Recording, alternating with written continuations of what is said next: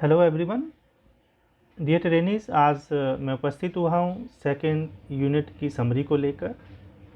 तो let us start.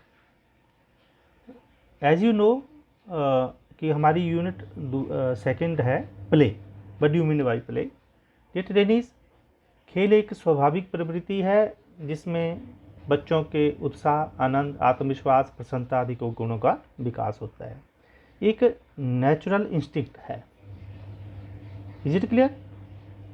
दूसरा जो प्रश्न हमारा 2 नंबर का कभी पूछा जाता है कि खेल की क्या विशेषता है, तो आप उनकी विशेषताएं ऐसे डिस्क्राइब कर सकते हैं कि ये प्रेरणा का स्रोत है, सर्वांगीण विकास में सहायक, ये एक शारीरिक व मानसिक प्रक्रिया है, खेल हमें संतुष्टि और आनंद प्रदान करता है, अव्यक्त इच्छाओं की अभिव्यक्ति और अवकाश के समय का सदुपयोग।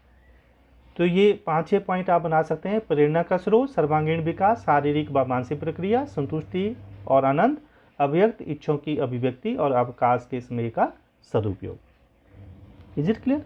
बहुत आसान है। दूसरा 2 नंबर का कभी प्रश्न पूछ सकता है कि what do you mean bye group dynamics? समूह गतिकी क्या होती है? तो कर्ट लविन ने 1945 में इसमें समूहों के निर्माण और समूह का व्यक्ति पर प्रभाव के बारे में चर्चा करी। तो इसके क्या इंपॉर्टेंस है? एक ग्रुप एक्शन सामूहिक क्रिया है, यानी कि पहला पॉइंट आप लिख सकते हैं सामूहिक क्रिया। दूसरा टीम बिल्डिंग, तीसरा टू सॉल्व ग्रुप प्रॉब्लम्स, चौथा ग्रुप इवेल्युएशन, पांचवा कोऑपरेशन, और भी पॉइंट जैसे साइकोड्रामा आदि। तो ये समूह गतिकी के ऊपर भी कुछ एक पॉइंट हैं जो 2 नंबर के लिए आप लिख सकते हैं।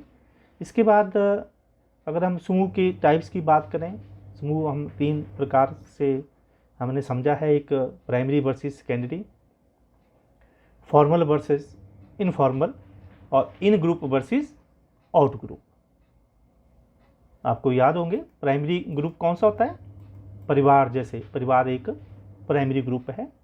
और द्वितीय ग्रुप है जैसे कोई संस्था है, पार्टी है, उसका सदस्य होना। औपचारिक क्या होता है? परिवार में औपचारिकताएं नहीं होती, इस करके ये परिवार अनौपचारिक हुआ। और जिसमें औपचारिकता होती हैं, फॉर्मेलिटीज़ होती हैं, जैसे कोई संस्था के अपने नियम होते हैं, उनके अनुसार कार्य करना पड़ता है, तो वो औपचारिकता हुआ। और परिवार में कोई समयबद्ध काम करने की कोई बाइंडिंग नहीं रहती है, इस करके वो अनौपचारिक होता है। और अंतःसमूह, परिवार एक अंतःसमूह का उदाहरण है, और किसी संस्था का सदस्य होना एक बाहरी समूह का उदाहरण है। तो ये primary versus secondary, formal versus informal, in group versus out group, इस ढंग से आप ग्रुप को डिस्क्राइब कर सकते हैं। डियर ट्रेनीज, इसके बाद जो अगला प्रश्न आपके लिए एग्जाम में जो पूछा जाता है वो टाइप्स ऑफ प्ले। क्या क्या प्रकार हैं खेलने के? आप जानते हैं कि मुख्यतः 2 प्रकार होते हैं, एक इन ग्रुप वर्सेस आउट ग्रुप। तो इन ग्रुप आपके क्या हैं? आपका इंडोर गेम्स और आउटडोर गेम्स। इंडोर गेम्स क्या होती हैं? आप बड़े आसानी से इनको डिस्क्राइब कर सकते हैं कि जैसे चेस है, लूडो है, कैरम बोर्ड, कार्ड्स प्लेइंग है, ये इंडोर्स में आती हैं, ज़्यादा बताने की ज़रूरत नहीं। आउटडोर गेम्स कौन कौन सी होती हैं? जैसे फुटबॉल है, हॉकी है, वॉलीबॉल है, खो खो है। तो मुझे उम्मीद है इन पॉइंट्स को आप अच्छे से डिस्क्राइब कर सकते हैं, इसमें कोई मुश्किल नहीं है। उसके बाद importance of play in all round development of child. आपके ये जो 5-6 प्रश्न लिंकेज के साथ बन जाते हैं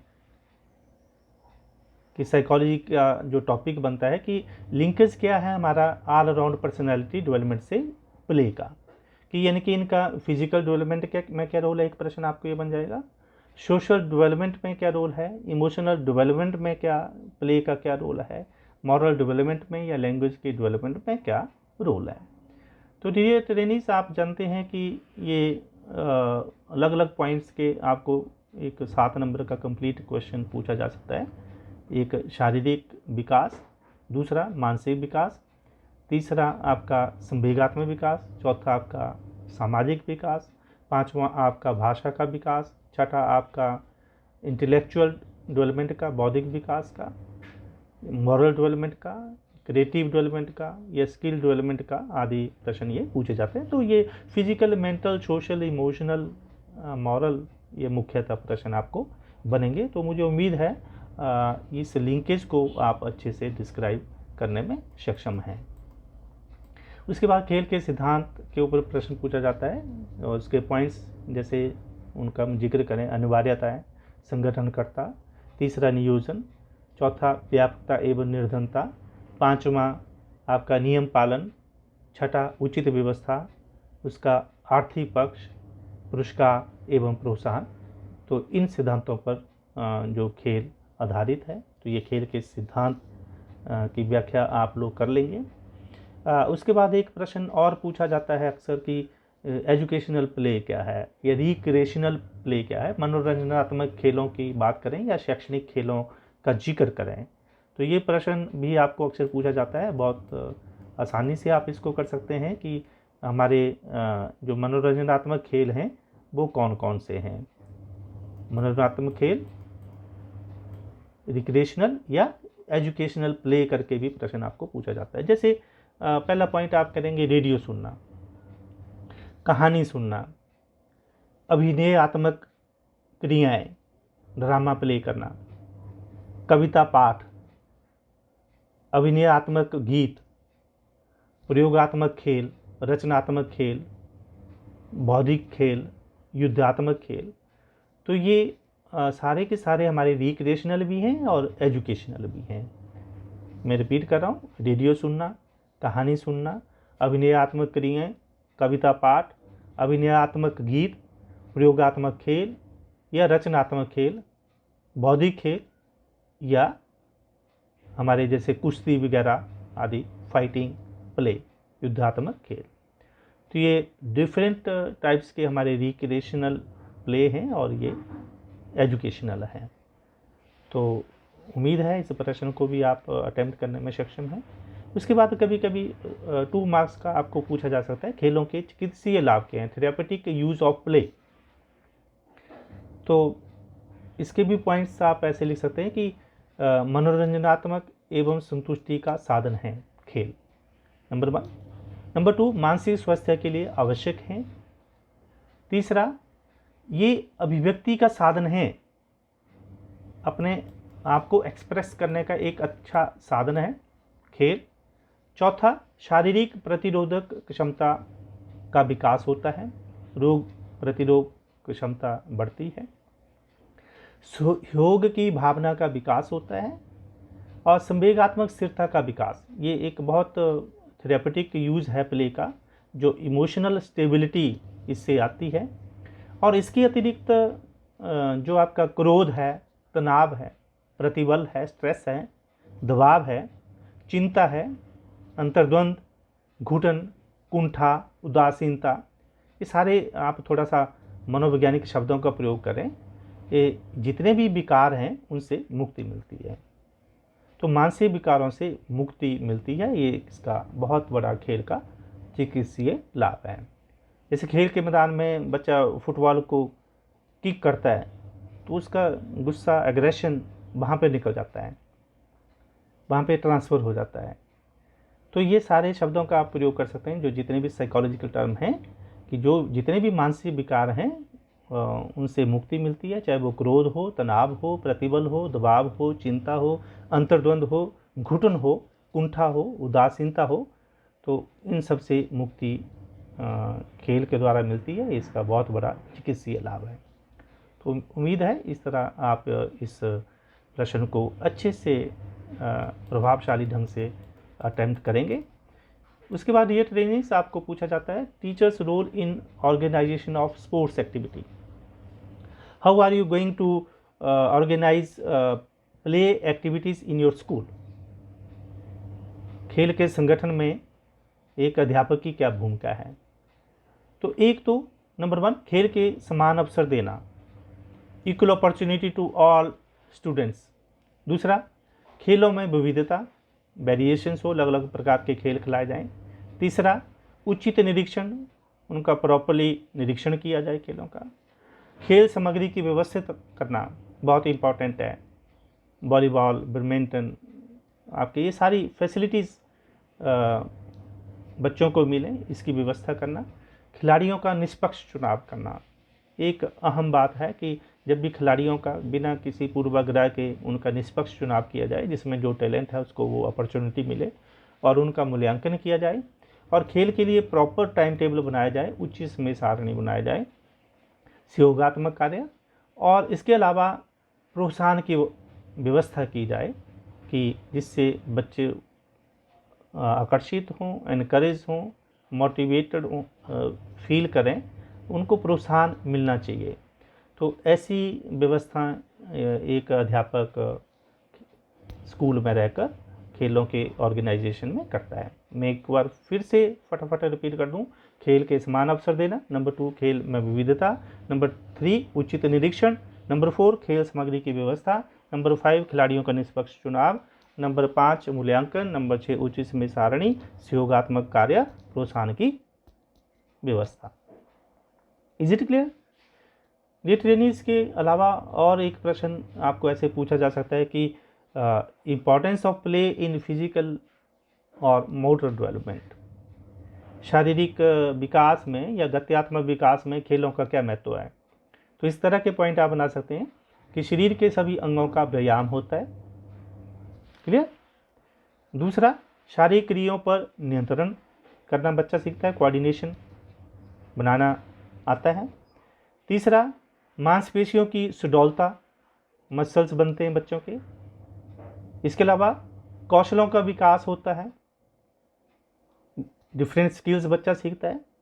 शारीरिक विकास बच्चे का होता है, मांसपेशियों की मजबूती होती है, और शरीर में ऊर्जा का निष्कासन किया जा सकता है, और बच्चा अच्छी नींद ले सकता है प्ले एक्टिविटीज़ के बाद।